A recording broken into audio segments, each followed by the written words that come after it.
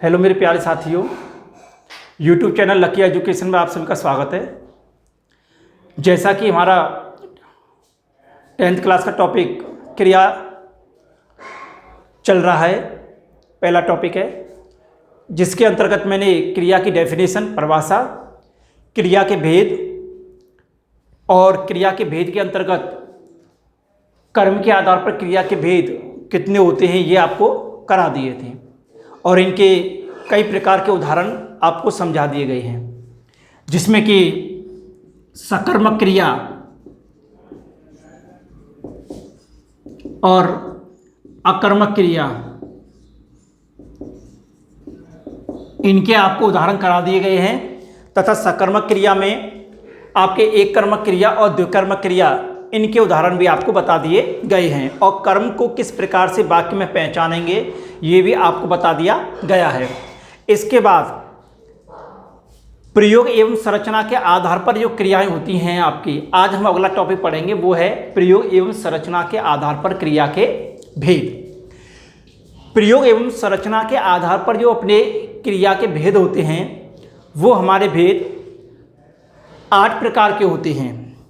इन 8 प्रकार के जो क्रिया के भेद होते हैं इन्हें हम एक एक करके पढ़ेंगे और इनके जो उदाहरण हैं उन उदाहरणों को समझते हुए चले जाएंगे, जिसमें कि प्रयोग एवं संरचना के आधार पर जो क्रिया के हमारे भेद होते हैं वो 8 प्रकार के होते हैं, जिसमें कि मैं आपको बता चुका हूँ। पूर्वकालिक क्रिया है, प्रेरणार्थक क्रिया है, संयुक्त क्रिया है, सजातीय क्रिया है, कृदंत क्रिया है, नाम धातु क्रिया है आदि। ऐसी अपनी जो 8 प्रकार की क्रिया हैं हम इन क्रियाओं को पढ़ते हुए चले जाएंगे। प्रयोग एवं संरचना के आधार पर जो अपनी क्रिया के 8 भेद हैं उन भेदों के अंतर्गत 8 प्रकार के क्रियाओं के अंतर्गत पहली जो क्रिया है हमारी वो है हमारी पूर्वकालिक क्रिया। कौन सी क्रिया? पूर्वकालिक क्रिया। इस पूर्वकालिक क्रिया, जैसे कि नाम से ही क्रिया कौन सी है, क्या है क्रिया? पूर्व माने पहले, कालिक माने काल में, अर्थात ऐसी क्रिया जो पहले घटित हो जाती है वो क्रिया हमारी पूर्वकालिक क्रिया कहलाती है। जैसे इसमें 2 क्रियाएं आती हैं। जो पूर्वकालिक जो क्रिया होती है उस पूर्वकालिक क्रिया के अंतर्गत वाक्य में 2 प्रकार की क्रियाएं आती हैं, अर्थात उस वाक्य में आपको 2 क्रियाएं दिखाई देंगी। 2 क्रियाएं होने की स्थिति में 2 क्रियाएं आती हैं, 2 क्रियाओं के आने की स्थिति में, जिसमें एक क्रिया पहले पूर्ण हो जाती है, एक क्रिया पहले पूर्ण हो जाती है, अर्थात पहले हो जाती है। जब वाक्य में 2 क्रियाएं आती हैं तो 2 क्रिया आने की स्थिति में एक क्रिया पहले होती है और दूसरी क्रिया बाद में होती है, जिसमें दूसरी क्रिया बाद में संपन्न होती है। अर्थात एक क्रिया के संपन्न होने के बाद में, अर्थात समाप्ति पर, पहली क्रिया जब समाप्त हो जाती है उसके बाद में आपकी दूसरी क्रिया संपन्न होती है। जो पहले होती है, अर्थात इसमें जो 2 क्रियाएं होती हैं, 2 क्रियाओं में पहली क्रिया जब समाप्त हो जाती है उस समाप्त होने वाली क्रिया को ही हम क्या कहते हैं? पूर्वकालिक क्रिया कहते हैं। जो क्रिया पहले समाप्त हो गई, खत्म हो जाती है, उसके बाद ही आपकी दूसरी क्रिया शुरू होती है, तो पहले खत्म होने वाली क्रिया को ही पूर्वकालिक क्रिया कहा जाता है। अर्थात पूर्व माने पहले, पहले वो क्रिया आपकी हो चुकी है, ये पूर्वकालिक क्रिया कहलाती है। पूर्वकालिक क्रिया जो होती है उसे पहचानने के लिए जो वाक्य होता है उस वाक्य के अंतर्गत पूर्वकालिक क्रिया के साथ में के, कर या कर के, ये प्रत्यय उसके साथ में जुड़े हुए होते हैं। अर्थात वाक्य में के, कर या कर के, ये 3 जो शब्द हैं जिस क्रिया के साथ में जुड़े हुए होते हैं वो क्रिया हमारी पूर्वकालिक क्रिया कहलाती है। अर्थात पूर्वकालिक जो क्रिया होती है उस पूर्वकालिक क्रिया के साथ में के, कर या करके, ये इनमें से कोई सा भी एक शब्द जुड़ा हुआ होता है जिससे कि हम पहचानते हैं कि ये क्रिया हमारी पूर्वकालिक क्रिया होती है। इससे जो क्रिया होती है पूर्वकालिक क्रिया, इस क्रिया का ही एक भेद और होता है। उस भेद को हम तात्कालिक क्रिया बोलते हैं। तात्कालिक में तत्काल में एक क्रिया संपन्न होने के बाद में उसके बाद में दूसरी क्रिया संपन्न होती है, तो पहले संपन्न होने वाली क्रिया को तात्कालिक अर्थात तत्काल घटित हुई है वो क्रिया हमारी तात्कालिक क्रिया होती है, जो कि पूर्वकालिक क्रिया का ही एक भेद होता है।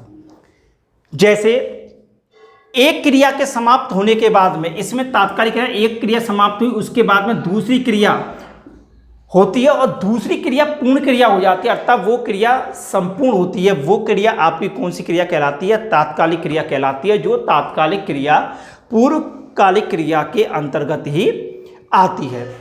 इसका अगर हम एक उदाहरण देखें, जैसे पुलिस के आते ही वह बेहोश हो गया। बेहोश हो गया, इसमें पुलिस के आते ही, इसमें जो पहली घटना घटित हुई है वो हुई है कौन सी? आते ही अर्थात आना। पहले पुलिस का आना अर्थात पहले पुलिस आई है, तो पहले जो क्रिया हुई है आने की वो कहलाएगी हमारी तात्कालिक क्रिया अर्थात पूर्वकालिक क्रिया। पुलिस के आते ही दूसरी जो क्रिया होती है वो होती है बेहोश हो गया अर्थात बेहोश होने की। पहले जो कार्य हुआ है वो कार्य हुआ है पुलिस के आने का, और दूसरा जो कार्य हुआ है वो हुआ है बेहोश होने का। तो पहली वाली जो क्रिया है आने की वो कहलाएगी तात्कालिक क्रिया या आपकी पूर्वकालिक क्रिया, और दूसरी जो क्रिया है आपकी वो क्रिया कहलाएगी आपकी कौन सी? बाद वाली क्रिया। अर्थात इसमें दो क्रियाएं आती हैं, एक क्रिया पहले घटित होती है, दूसरी क्रिया बाद में घटित होती है। पहले घटित होने वाली क्रिया को हम तात्कालिक क्रिया या पूर्वकालिक क्रिया कहते हैं। इसके बाद में इसके विभिन्न प्रकार के और भी उदाहरण हैं पूर्वकालिक क्रिया के, जिन्हें हम देखेंगे यहाँ पर। जैसे राधिका घर आकर सो गई। राधिका घर आकर, कर मैंने बताया था इसमें कर ऐसे शब्द ही आएंगे, ठीक है। राधिका घर आकर सो गई। राधिका यहाँ क्या है? कर्ता। घर आकर पहला कार्य क्या हुआ है उसका? घर आने का, इसलिए यह आपकी क्रिया कौन सी क्रिया कहलाएगी? पूर्वकालिक क्रिया। सो गई ये आपकी कौन सी क्रिया है? दूसरी क्रिया। अर्थात सोने का जो कार्य हुआ है पहले हुई क्रिया के बाद में हुआ है, इसलिए पहले होने वाली क्रिया आपकी क्या कहलाएगी? पूर्वकालिक क्रिया, और बाद में सोने की जो क्रिया हुई है ये आपकी दूसरी क्रिया कहलाती है। इसमें पहली क्रिया कौन सी है? घर आकर। उसी प्रकार के अन्य दूसरे उदाहरण में तुषार छत पर चढ़कर कूद गया। तुषार छत पर चढ़कर, इसमें भी दो क्रियाएं हुई हैं। क्रिया आप जानते हो जिन शब्दों के पीछे नाल लगा हुआ होता है। अब यहाँ आप देखोगे नान नहीं है, लेकिन चढ़ना मैंने बताया कहीं कहीं वाक्यों को शुद्ध बनाने के लिए ना के रूप में परिवर्तित कर दिया जाता है। मूल रूप धातु होता है, जैसे चढ़ने के में चढ़ हो गया इसका, या फिर इसको अगर हम नार के रूप में परिवर्तित करेंगे तो चढ़ना हो गया, इसका क्या हो गया? कूदना हो गया। इस प्रकार के ना के रूप में परिवर्तन हो जाता है। तो चढ़कर पहली क्रिया कौन सी हुई है? चढ़कर, तो ये क्रिया हमारी कहलाएगी कौन सी? पूर्वकालिक क्रिया। कूद गया दूसरा कार्य हुआ छत पर चढ़ने के बाद किसका? कूदने का, तो ये कौन सी क्रिया होती है हमारी? सेकंड क्रिया होती है। पहली घटित होने वाली क्रिया को क्या कहते हैं? पूर्वकालिक क्रिया, और बाद में जो घटना घटित होती है वो अपनी दूसरी क्रिया होती है। आप जब तक इसको नोट कर लें, इसके बाकी के एग्जाम्पल में भी और आपको कराऊंगा। हाँ जी, अपना तीसरा उदाहरण है पूर्वकालिक क्रिया के अंतर्गत, लड़का पुस्तक पढ़कर जाएगा। लड़का यहाँ पर कर्ता हो गया, पुस्तक आपका कर्म, और कर्म निकालने के लिए वही क्रिया से क्या, किसको, किसे का प्रश्न किया जाता है। लड़का पुस्तक पढ़कर जाएगा, अगर प्रश्न किया जाए क्या पढ़कर जाएगा, क्रिया से अगर प्रश्न किया जाए क्या पढ़कर जाएगा तो क्या आएगा? पुस्तक। इसलिए पुस्तक क्या है? यहाँ पर कर्म है। और कर्म की स्थिति में देखेंगे तो हमारे कर्म सकर्मक क्रिया के अंतर्गत दो प्रकार, एक कर्मक और द्विकर्मक। इसमें आपका कौन सा कर्म होगा, एक कर्म, क्योंकि इसमें एक ही कर्म हो रहा है। लड़का पुस्तक पढ़कर जाएगा, इसमें जो पहली जो क्रिया हो रही है वो हो रही है पुस्तक को पढ़ने की, इसलिए पुस्तक पढ़कर ये आपकी कहलाएगी पूर्वकालिक क्रिया। और दूसरी जो क्रिया होगी वो होगी जाने की, अर्थात जाएगी। इसमें पढ़ मूल धातु, इसमें जाना मूल धातु है, ना और जा मूल धातु, इसमें जा और इसमें पढ़ मूल धातु। अगर इनमें कर्ता क्रिया बनाएंगे तो पढ़ना और जाना। मोहन ने खाना खाकर दूध पिया, खाना खाकर ये आपकी कौन सी क्रिया, पूर्वकालिक क्रिया। दूध पिया ये आपकी दूसरी क्रिया। मोहन ने खाना खाकर दूध पिया, पहले जो घटना घटित हुई है, पहली जो क्रिया हुई है वो कहलाएगी आपकी पूर्वकालिक क्रिया। पहले मोहन ने खाना खाया है, खाना खाने के बाद में मोहन ने दूध पिया है, तो पहले जो खाना खाने की क्रिया हुई है वो हमारी पूर्वकालिक क्रिया कहलाती है, और बाद में उसने दूध पिया ये अपनी दूसरी क्रिया होती है। इन वाक्यों के अंतर्गत हमेशा दो ही क्रियाएं आती हैं, पहले घटित होने वाली क्रिया पूर्वकालिक क्रिया, और दूसरी जो घटित होने वाली क्रिया अपनी दूसरी क्रिया कहलाती है। अध्यापक ने स्कूल में आकर छात्रों को पढ़ाया, अध्यापक यहाँ कर्ता, अध्यापक के द्वारा पहला जो कार्य किया गया है वो किया गया है स्कूल में आने का कार्य किया गया है, और स्कूल में आने के बाद में उसके द्वारा जो दूसरा कार्य किया गया है वो किया गया है छात्रों को पढ़ाने का। इसलिए अध्यापक के द्वारा, कर्ता के द्वारा जो पहले जो कार्य किया गया है वो कार्य आपका कहलाएगा कौन सा, पूर्वकालिक क्रिया। इस प्रकार से आपकी जो पहली क्रिया है प्रयोग एवं संरचना के आधार पर 8 क्रिया के भेद के अंतर्गत, उसमें आपकी जो पहली क्रिया है प्रयोग एवं संरचना के आधार पर, उस क्रिया के अंतर्गत हमारी जो पहली क्रिया है वो क्रिया है पूर्वकालिक क्रिया।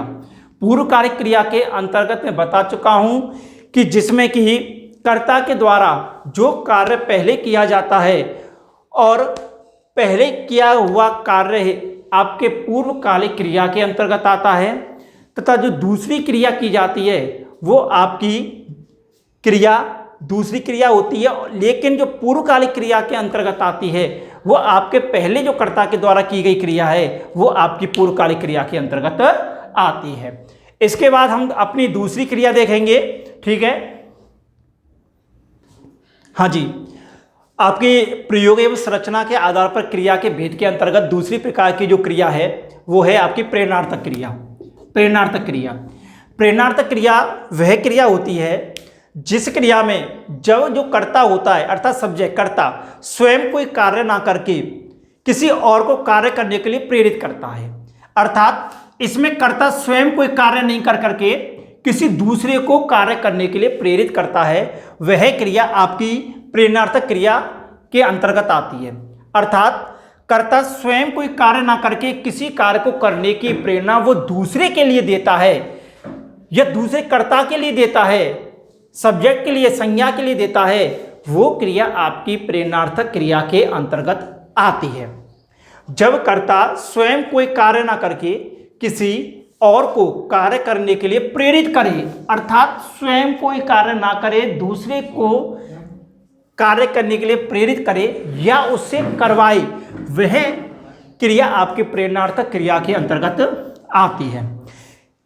जैसे हमने पहली क्रिया पढ़ी थी पूर्वकालिक क्रिया, उस पूर्वकालिक क्रिया में हमने एक क्रिया पहले घटित होती है, दूसरी क्रिया बाद में घटित होती है। पहले जो घटित होने वाली क्रिया होती है हमारी वो पूर्वकालिक क्रिया होती है, उसी के अंतर्गत दूसरी हमारी जो क्रिया है वह क्रिया है हमारी प्रेरणार्थक क्रिया।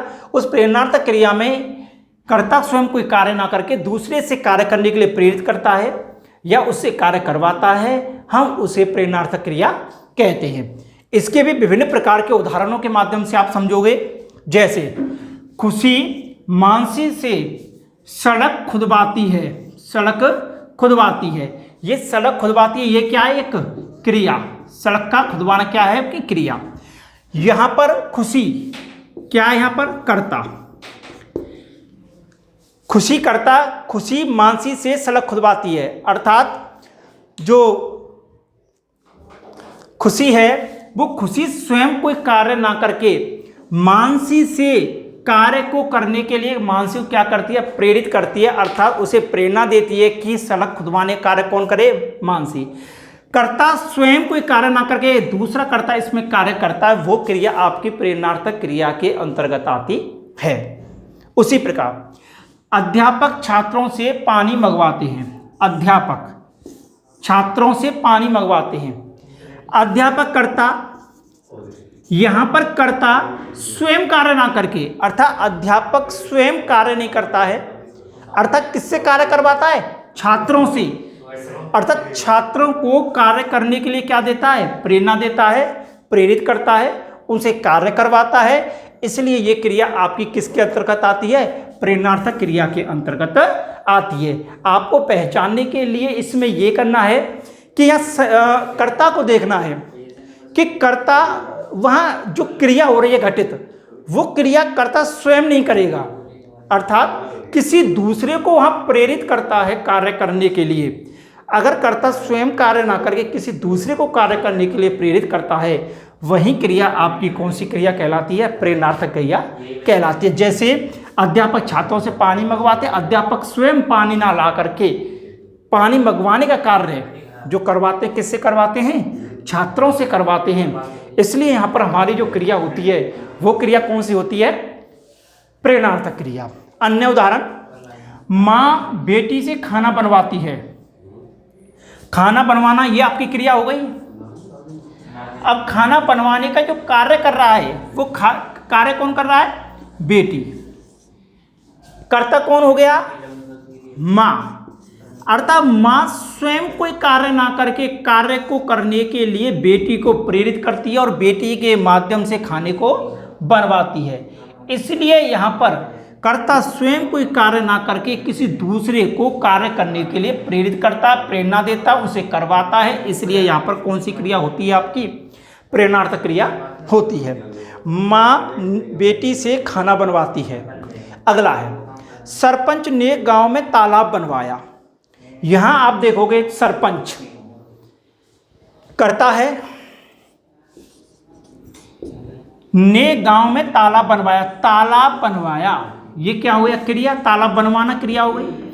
यहां पर आप देखोगे तो सरपंच ने यहां पर तालाब बनवाने का कार्य स्वयं नहीं किया है, अर्थात यहां पर जो तालाब बना है वो सरपंच के द्वारा बनवाया गया है। सरपंच ने गांव में तालाब बनवाया, ऐसा नहीं है कि सरपंच खुद गया उसने तालाब को बनाया, अर्थात उसने गांव में तालाब बनवाने के लिए मजदूर लगाए होंगे, उन मजदूरों ने ही क्या किया होगा, तालाब बनाया होगा।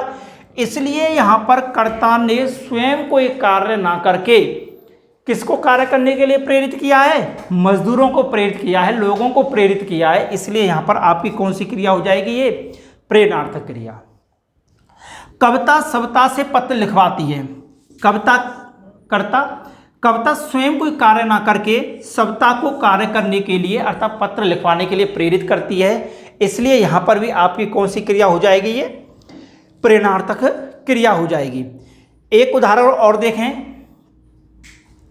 मोहन ने राम से श्याम को पुस्तक दिलवाई।